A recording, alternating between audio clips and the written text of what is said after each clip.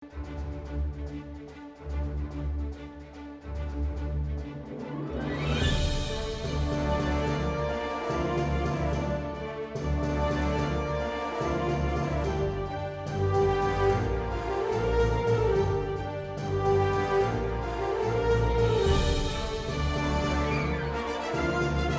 everyone, we're the Steam Sisters. I'm Sandhya. And I'm Swapna. And today we're doing the STEAM League. So that's where we get to learn about the day-to-day careers, aspirations, and the origin stories of incredible superheroes in science, technology, engineering, art, and math. And today we're super excited because we get to have with us the stellar Dr. Shawna Pandya.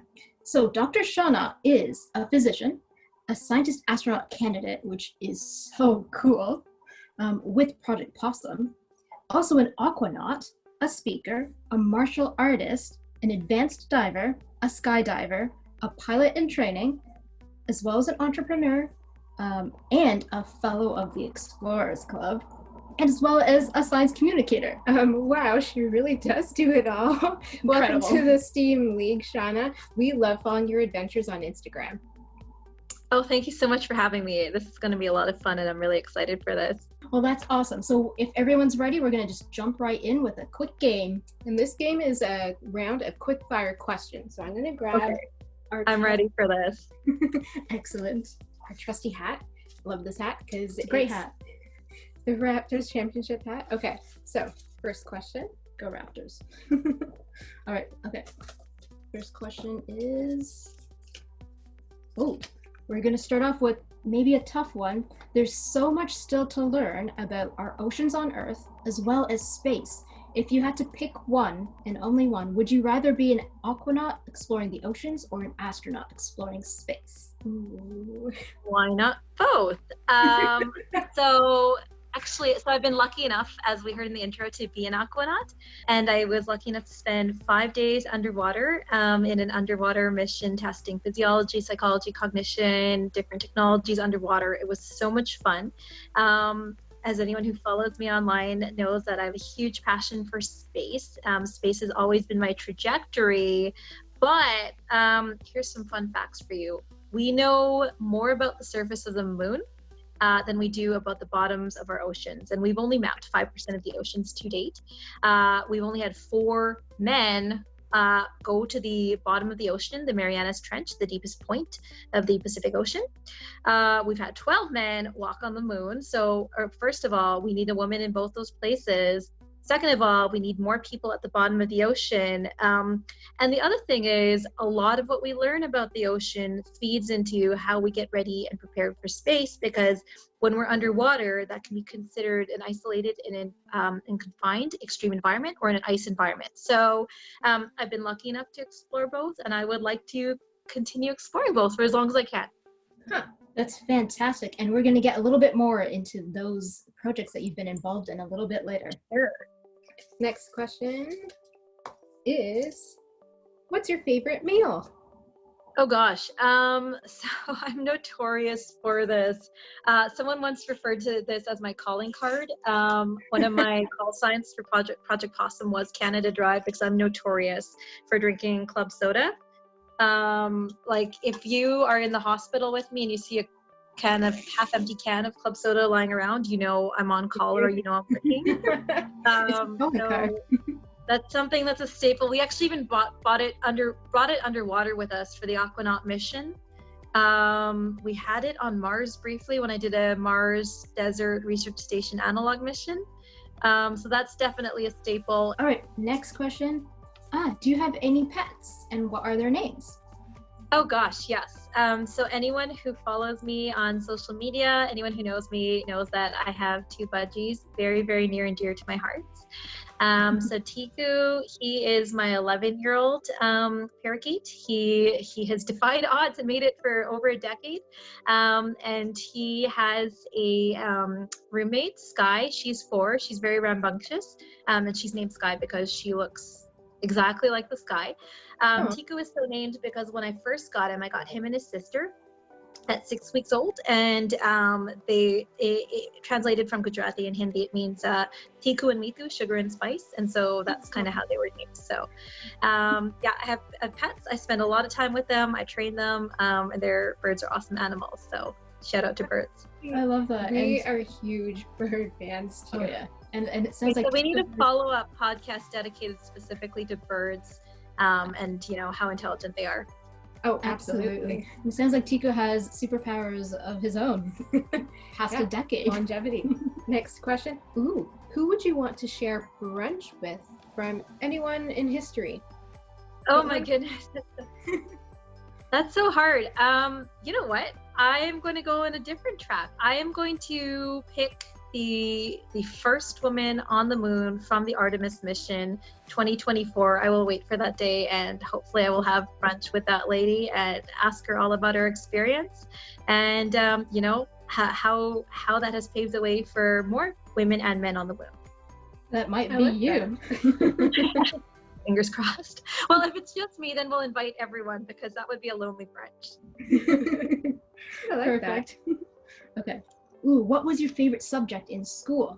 Oh gosh, there's so many. So I am a huge math nerd. I loved math. But I also love language. So English, French, math, I tended to just love. So I'm always playing around with numbers and letters in my head. And so I think one of my lesser known talents that's entirely accidental, is that if there's numbers, I'll just start doing the math with them. But consequently, when someone asks me about what an equation, I have the answer ready. And it's not because I'm a savant or anything. It's just because I've been doing the math in my head all along. That's pretty amazing, actually. That's a good habit, I think. Yeah. Next quick question is, we know you like to work out. So what's your go-to pump-up song? Oh gosh, I have, this is going to sound a little bit sinister, but I promise you it's not. So I love the John Wick series. The movies were great. I just love how focused he is. And so the John Wick soundtrack is great. And there's certain songs that it's impossible not to listen to and just, give 130%. So I've taken all the songs and put them in a playlist, and I've called it John Wick Extreme. And then when I work out, I just go to the max. That's nice. Wonderful. Do the budgies work out to this music as well? No, and this may actually reveal more than I intended to about how crazy about my birds I am, but I've noticed, so when we're not there, we just keep the radio on in the background, but we noticed very, very consistently there were certain songs they just, went nuts for, and so I did go ahead and make them a Spotify playlist that they love. So Justin Timberlake is for sure on that. They just go nuts for JT, so. So birds have their favorite music too. I like it. It's littlest fans. All right. Ooh, describe yourself in 3 words. Oh gosh. Curious, passionate, driven. Ooh, I love that. That's great. Okay. Next quick fire question. What is your favorite planet? Do you have so many to choose from. I will be cliche. I will say Mars because I want to go there someday, but also don't discount Venus. The atmosphere is fascinating. There have been some really interesting proposals to send humans in airships to Mars to live at the upper edges of the atmosphere where the pressure wouldn't kill you and the heat wouldn't kill you. So there's a lot to learn about Venus as well. And Venus has been kind of visible in the night sky recently too. Yes, yeah. Right. Look up and you see that beautiful glinting white pearl. That is Venus. I like that description of it. You can close your eyes and imagine that you're in its atmosphere. Okay. What is your favorite hobby? Oh my gosh, so many. I'm a martial artist. I am a 2nd degree black belt in Taekwondo, a dabble in Muay Thai. So always, as we've talked about, love exercise, love physical therapy. I think it truly is therapy. Love staying active. So martial arts has been huge. But I also am creative. I love music. I love playing the piano. I love singing. I love composing. So. Oh, that's incredible. Well, gosh, we're going to have to hear some of your compositions at some point. We're going to have to add a composer to that list. Yeah. What did you want to be when you were growing up, Shawna? Oh, gosh. So this was this downward transition into progressively less ambitious things, and now it's ramping up into more ambitious things. So when I was 4 and didn't know better, I wanted to be like a superhero or a transformer, and just save the world. The whole theme was doing good things for humanity. And then I realized that silly 4-year-old, you can't do that. So when I was 7, I wanted to be a billionaire and to use my wealth to solve all the world's problems. But again, you can't really go to school for that. And then this was the 90s. This was the era of the Canadian, second ever Canadian astronaut selection. So I grew up, hearing the names of Chris Hadfield, Roberta Bondar, and I was just so inspired by Dr. Bondar being the first female Canadian in space. And that just stayed with me. So I just looked at her career. Like she's female, I'm female. She's a girl guide, I'm a girl guide. She's Canadian, I'm Canadian. So all I need to do is go be a physician, neuroscientist, and astronaut, and I'm set. And so that's really what put me on my way, and that's what really spurred my further ambitions. It's what made me pursue a degree in neuroscience and medicine as well. Oh, that's incredible. Well, you're well on your way. And I'd have to say, Dr. Shawna, you are a STEAM superhero. So that 4-year-old self was right. Exactly. And speaking of that, the last question is, what would your superpower be? So I think right now it's probably time management. And sometimes it's kind of like juggling chainsaws that are on fire while walking a tightrope that's been greased. So it's a very careful balancing act, but it's still a lot of fun. So I'd say that is my current superpower. That is incredible, and I need to learn from you. Some days are better than others. Absolutely. Well, I think we've learned quite a lot about you so far, which is really exciting. Well, we're going to explore the 5 W's of Dr. Shawna and her career, so that we can get to know a bit more about the who, what, where, when, why, and how of you and your career.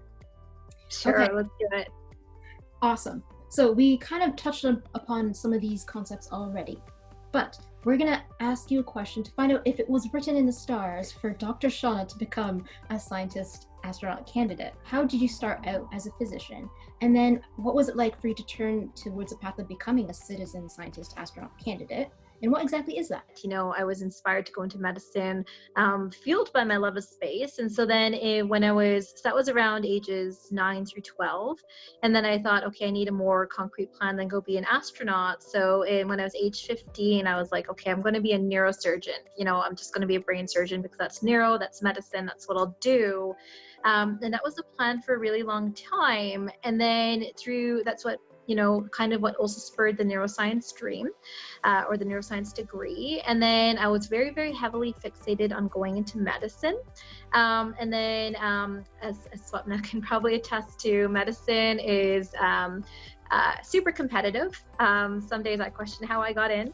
And I always wanted a backup plan because I knew extremely, qualified candidates, just great human beings, well-rounded academic superstars who weren't even given interviews at the end of their 4th year. And so I thought I needed a backup plan, and I thought to myself, what could I do that would be just as interesting if I don't get into medicine? And that space dream kind of came back. I'd always been aware of the International Space University.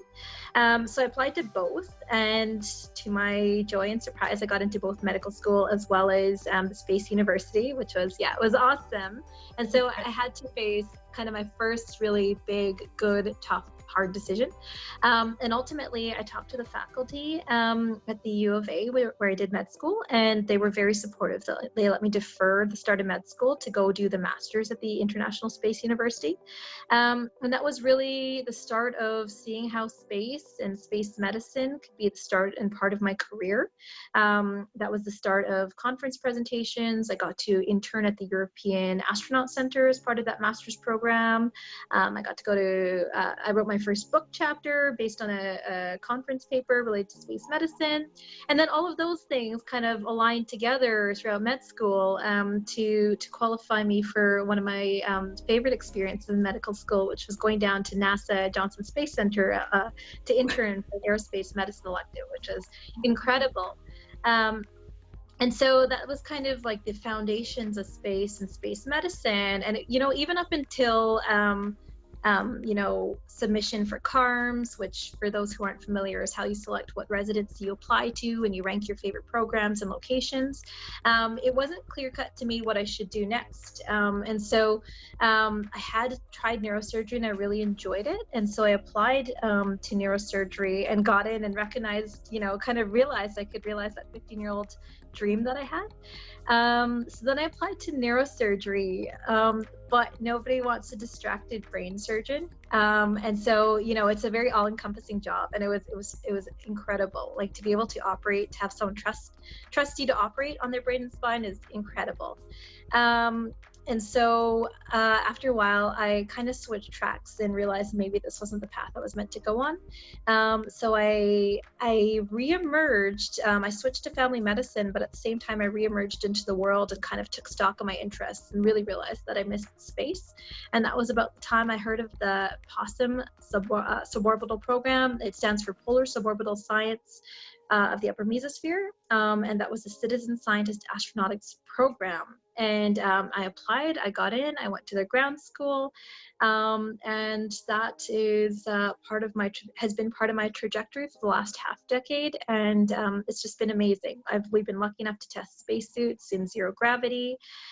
We've done some really cool science on noctilucent clouds, thought to be a marker of climate change in the upper mesosphere. We tested spacesuits in crash landing, spacecraft crash landing scenarios, and I am now the director of the space medicine group, as well as the lead instructor for the operational space medicine course.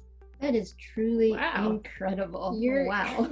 Your career really launched off from where you started. And it's really cool to hear about the citizen scientist, astronaut candidate pathway, because that's not a typical pathway that you might think of when you think about becoming an astronaut when you're a young kid. How does one actually become a citizen scientist astronaut candidate? Yeah, that's a great question. And I think we're luckier than we've ever been when it comes to opportunities for education, for science, and for astronautics, because that was certainly not a pathway that was around when I was a kid. And so when we use the term citizen science astronaut, the main distinction is it's not through the Canadian Space Agency, it's not through NASA. And the reason this program came about was because the initial mandate was focused on learning more about noctilucent clouds. And so the science that was initially proposed was going up in a suborbital vehicle and taking high resolution photo imaging, atmospheric sampling of these noctilucent clouds. And by virtue of going that high, because they exist at about 80 to 100 kilometers in altitude, you would pass the 100-kilometer line where space is arbitrarily designated, and you would get the happy byproduct of being an astronaut. So that's how that came about. And then to apply to the program, you apply on the site, so projectpossum.org, and the application criteria are having a degree in a STEM field, so at least a bachelor's degree.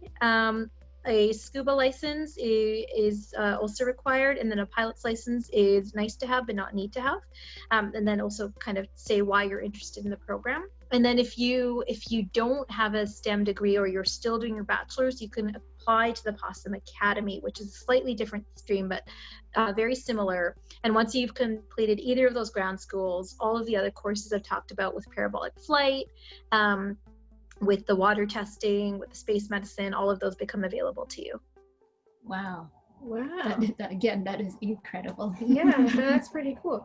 So you talked a bit about the POSSUM project and how it started and why it started. Can you go into a bit more detail about that and your experience in training, as well as maybe your favorite part of training so far to date?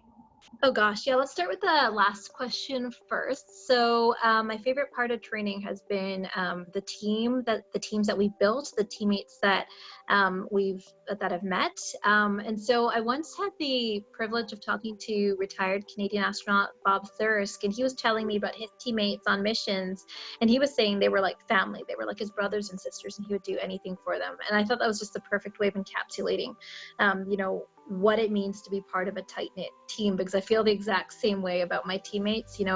I'm in contact with some combination of them nearly every day. So that's been incredible. And then just the opportunities, like where else could you fly zero G? Where else could you fly zero G in a spacesuit? Where else could you take your passion for space medicine and help teach it to others? Where else could you test protocols and technologies that will help the astronauts on the International Space Station? So let's take the parabolic flight campaigns, for example. So for those who don't know, parabolic flight is a way of simulating microgravity, or what we colloquially call zero gravity, without ever going to space. So when you're in a parabolic flight, you're flying in a parabola and you're accelerating upwards at 2g, and then when you start the downward slope, you're falling at the same rate as the plane. So just like in an elevator, when you start descending, you're weightless for a second. So when you do that in a parabola, except you generate 20 to 30 seconds of microgravity. And so you're weightless, and you can test whatever science or technology you want to in that environment. Super fun. And the way we were able to help contribute to the Canadian space program is in 2018, right before David Saint-Jacques went up to the International Space Station, we were able to test one of the biomonitoring garments in 0G to see what the signal to noise ratio was that he ended up wearing up on the ISS. So that's just one of so many experiences. It's just been an incredible ride, figuratively and literally, and it's been so amazing. And you really do get the chance to contribute to space science while you're doing all of this training. Absolutely. So one of the other campaigns that we did was in 2017 that was called the High Altitude, High Level Noctilucent Cloud campaign. So we did that in High Level, Alberta, very, very far north, maybe 2 hours from the Northwest Territory border. And we went up in an unpressurized research craft at 19,000 feet, and we're testing a new tomography instrument to get more information on the structure of these noctilucent clouds. So there's been a lot of science, a lot of fun, lots of conference presentations. Some of my colleagues have written papers. So, we're contributing to science, and we're doing it with amazing teams. So it's been incredible so far. It sounds like amazing. it. Yeah. The Possum Project sounds like it should also have a mascot. Does it happen to be a possum? If I wish I thought to bring a patch, we do have the possum patch. Definitely has a possum in a spacesuit on it. And then after the first year in possum, we just met so many good friends that, as kind of like a cute gag, I bought a stuffed possum and then sent it to one of my other colleagues. And the idea is like you send it to the next person and they send it to them. So it's like a traveling possum. And I think I lost track of where it is now, but definitely there's mascots. Oh, I love that. That's such a great legacy. I love the traveling possum. And part of your job, and you talked about this just a bit before, involved testing a commercial spacesuit. So what does a good spacesuit need? And how do we build one in the basement? Gosh, okay, so a good spacesuit needs several things. So yeah, you're alluding to the Final Frontier Design spacesuit that I was lucky enough to test. So I was told I was part of the first crew to ever test a commercial spacesuit in zero gravity. So that was I didn't know it until after we'd finished that flight, and then they told us, and so that was an incredible feeling. So coming back to your question about what it takes to have a spacesuit. First of all, you need to delineate what kind of spacesuit. So that was an IVA or intravehicular activity spacesuit. We can talk about testing and EVA or extravehicular spacesuits a little bit later. But the distinction is EVA spacesuits is kind of what you see when someone does a spacewalk outside the space station or the Apollo astronauts walking on the moon. The IVA spacesuit is kind of like a built-in mini spaceship inside your spaceship. So if there was a slow onset decompression, if you needed to be protected against the elements for whatever reason, that's the value of an IVA spacesuit. So it needs to be protective. It needs to be sealed. So when you say you have no atmosphere and see you need to start generating atmosphere, you need to be able to ensure that there's no leaks when you put the helmet down at the connection points, at the gloves. It needs to let you move still. It should ideally have as much dexterity as close as possible to what your hands can do. And so that's something spacesuits are working towards evolving toward. It needs to be comfortable. So if there's pressure points on joints or fingernails, so for example, EVA spacesuits currently used are notorious for putting pressure on fingernails. And then it also needs to be able to support your life. So it needs to have a life support system. So it needs to have airflow. It needs to be able to maintain, to prevent carbon dioxide buildup. It needs to, have contingencies for what if you're in your spacesuit for longer than you anticipated. Is there a way to get food or water? So there's lots of considerations. And then what are the redundancies? So there's that saying, two is one and one is none. So what are the backups if the spacesuit fails? So there's so many considerations. And then the last thing is it should be lightweight, because the lighter weight, the better, because, unless you're in a reduced gravity environment, unless you're in 0G, even when you're in those environments, like if you're on the moon and you have a 600-pound suit, that's still the equivalent of wearing a 100-pound suit on Earth, and it won't be very comfortable. So it should be as non-bulky and as lightweight as possible. Sounds like there's a lot that goes into making it. Yeah, there's a little bit. So, I mean, if you're ambitious, you can try building it in your basement, and there's people who have, definitely, but also make sure that you don't test it in space for the first time. Good advice. And I like one of the other things you said, because a lot of times we get asked why are we twins, which is an interesting question, but I'm just going to say 2 is 1, 1 is none to that from now on. And just leave it at that. Okay. So thriving in a career often means finding balance between work and other parts of life. And that you mentioned that you spend a lot of time doing martial arts, which is very cool. But how does that help you find balance, and how do these skills translate to your career? Yeah, absolutely. Balance is so important. And so I would say as of recently, I've been training a little bit less in martial arts, but my balance is physical activity. I truly believe in physical therapy. And so pre-pandemic, I would try to spend up to 2 hours a day in the gym, doing like an hour of cardio, doing weights. And just for me, that was my time to decompress. During the pandemic, I do some combination of running or skipping, plus, sit-ups, push-ups, pull-ups every single day. And that's also, that's just my time to decompress.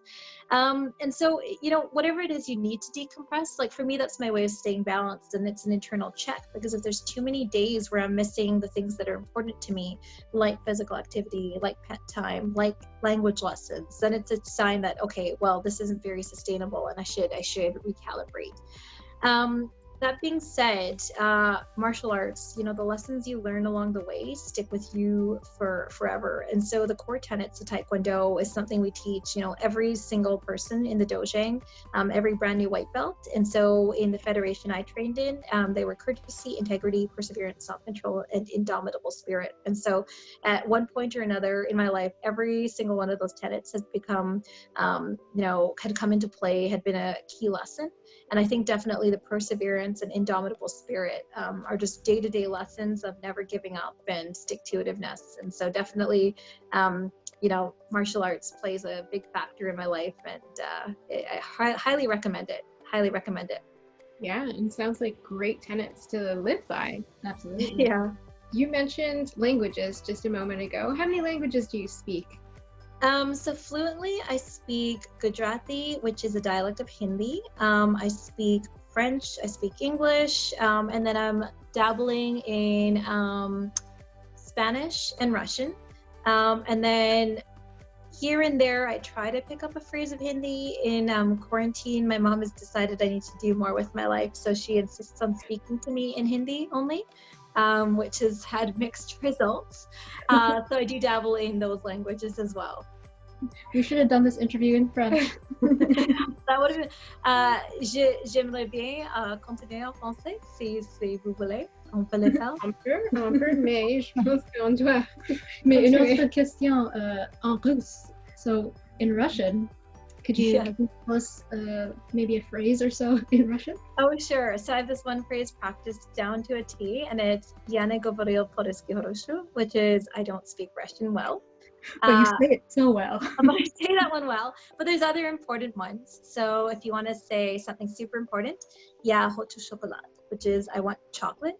"Я хочу кафе," I want coffee.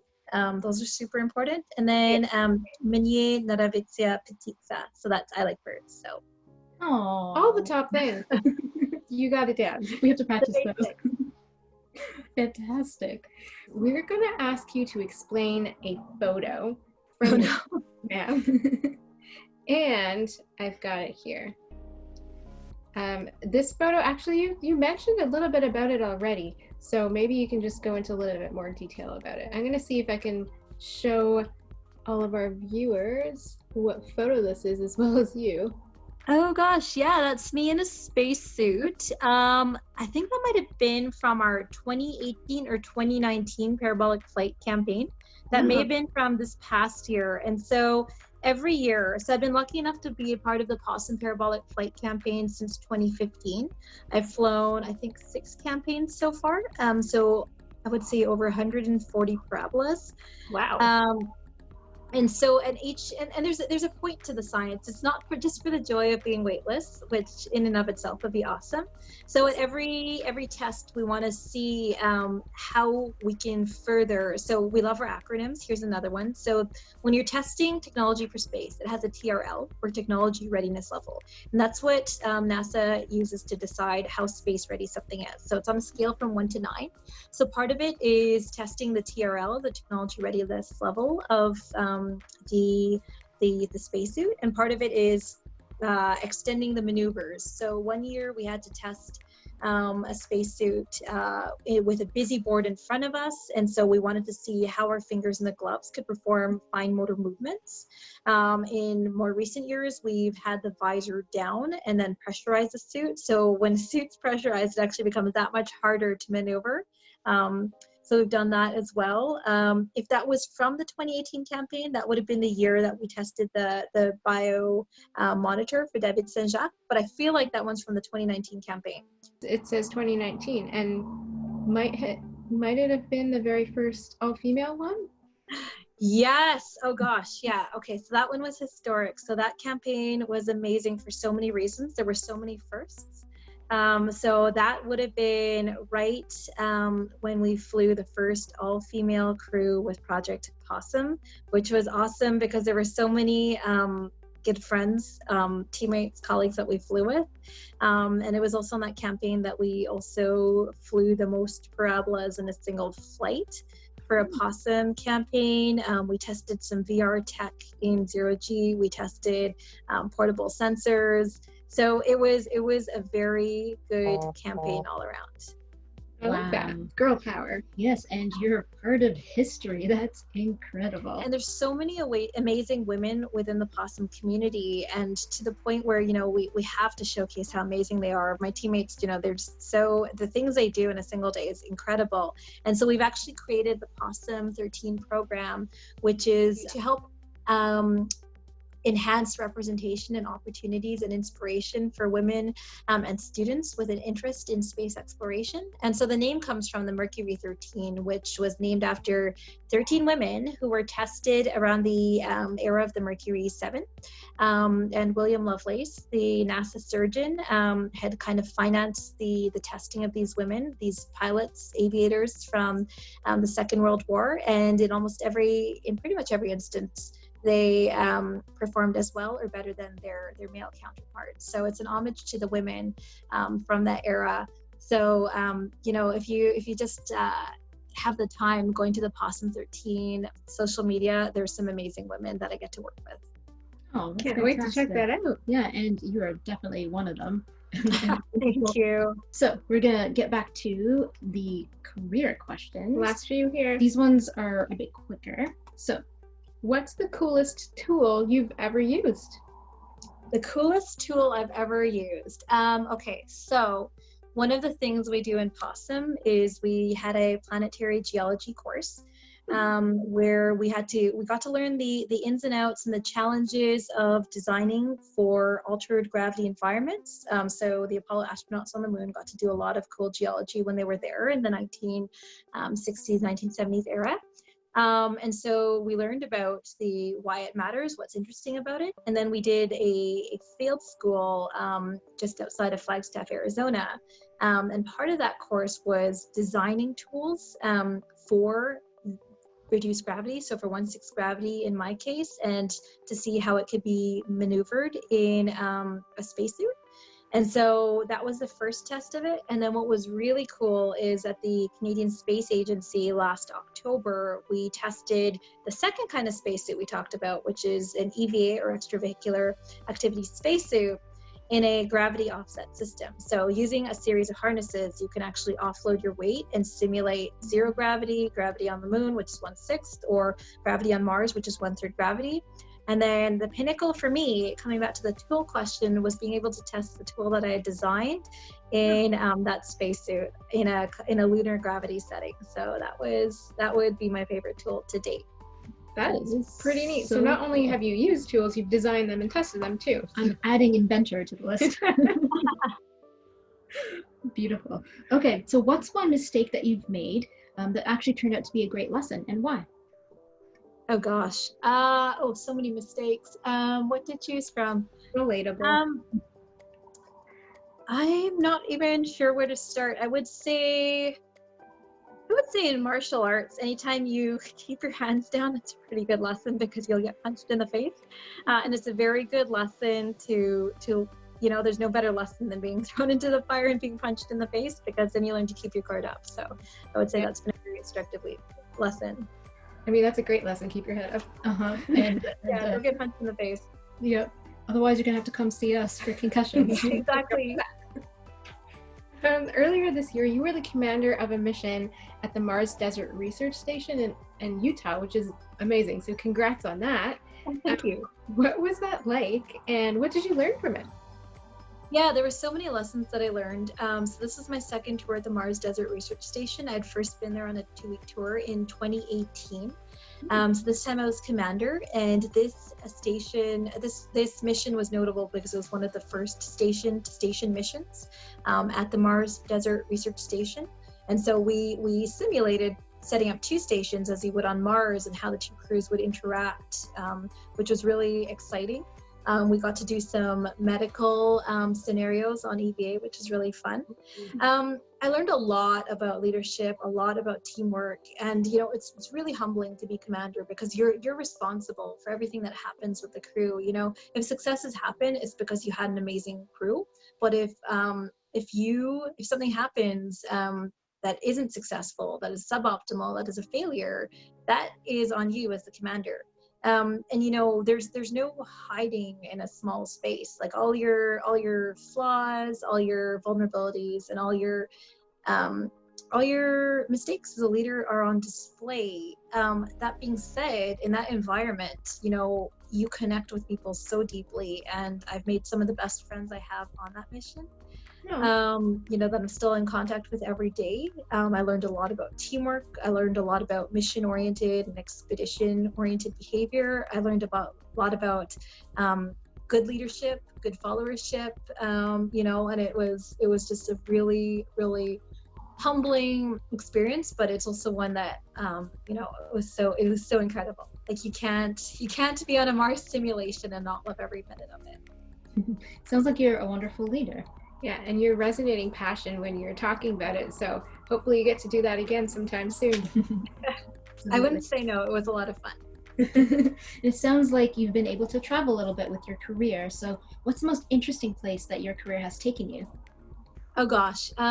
So we've talked about 2 of them already. I would say the Mars Desert Research Station and the Jules Undersea Lodge, where we conducted the Neptune mission, were 2 highlights. Definitely I wouldn't say no to going to Antarctica, and wouldn't say no to going to space. I hope that's apparent by now. But the third place we haven't yet talked about is called the Reef base, which is also off the Florida Keys, not too far from the Jules Undersea Lodge.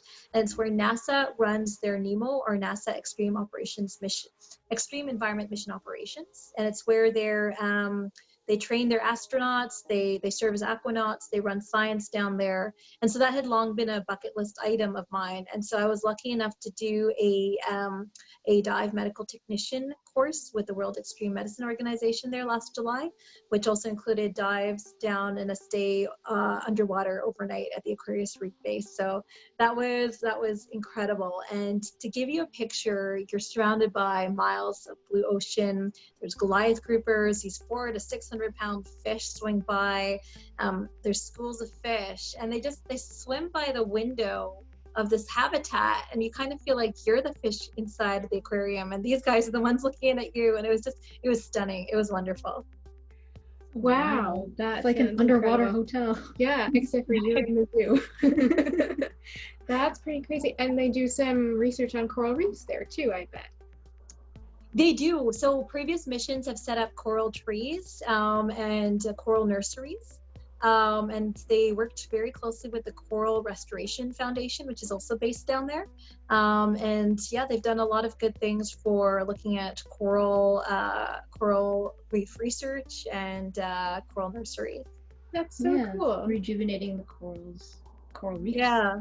That's amazing. Well, I guess one of our last questions is, can you tell us about a moment when you felt really proud in your career and what happened? Why was that? Oh gosh. One of the many. It's so hard. Yeah, I think after every mission, my teammates laugh at me because I have this track record of saying that was the best ever. Nothing can possibly top this.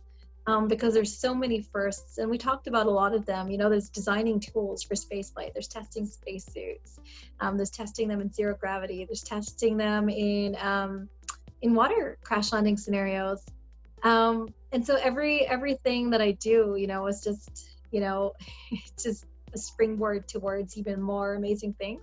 But maybe I'll end with a lesson of, how something could have been a failure, but it actually turned into a good lesson. And so once upon a time, 2 years ago, we were testing spacesuits in a water crash landing scenario, so an off-nominal landing.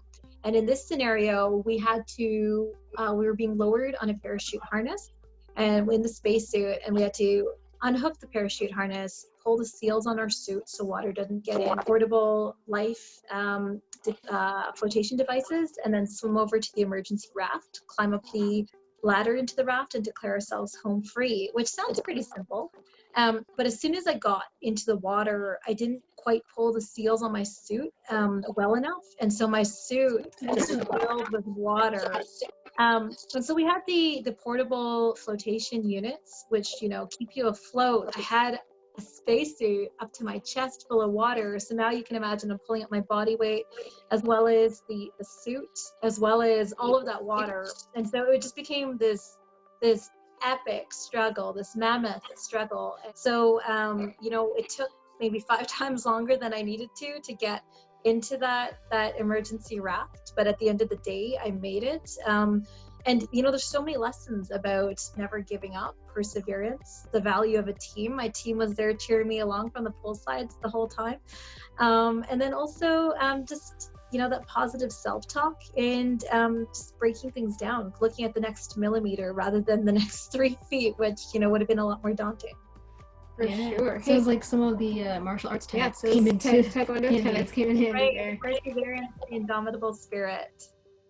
Absolutely. That's amazing. Yeah, absolutely. So, okay, we can see that your career so far has been very much an out of this world experience, and hopefully soon to be for real out of this world into space. So we want to learn a little bit more about what it's like to be a scientist astronaut candidate through some show and tell. So Dr. Shawna, do you have something to show us and talk about? Yeah, I do. So I think maybe it's apparent that I do love space, I do love medicine, and they do factor hugely into my life. So everything I do has some element of space in it.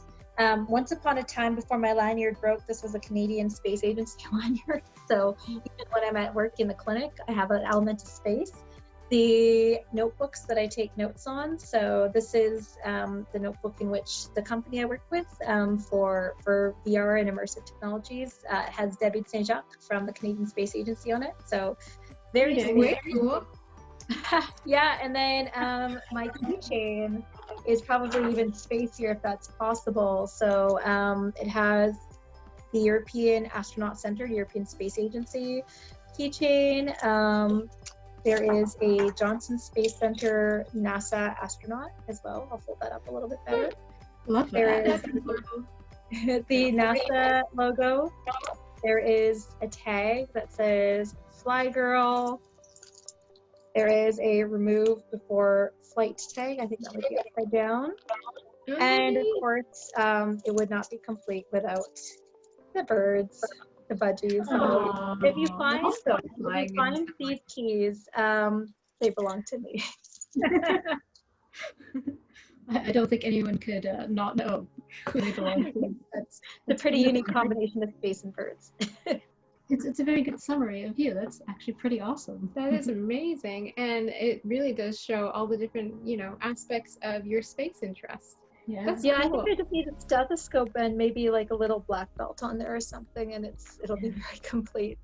And that will be the complete key to your heart, probably. Aw, that's very cute. Before we say bye, we'd want to ask you one last question, and that is, what's next for you, Dr. Shawna? Oh gosh, so things have been a little bit different because of the pandemic. So there are a lot of adventures in the mix, just possibly pushed off a little bit. But I'm excited about my academic activities because space medicine has long been a passion of mine. And so just doing more research and publishing, both through the Possum Space Medicine Group, both through the University of Alberta, and then, keep on pushing the limits, doing more ocean exploration, doing more space exploration. Gosh, there's so many possibilities. So yeah, follow along. I'm happy to have anyone on this journey. There's space for all of us. But yeah, there's so much, and I'm just so excited to share once the pandemic allows. Of course. Well, thank you so much for joining us, Dr. Shawna, and we will be super happy to continue to follow your amazing adventures. And thanks for joining us on the STEAM League. Yeah, thank you so much for having me. Great name with the STEAM League. I'm so excited to see what other superheroes you have from STEAM on the show. Thanks so much. Thank you.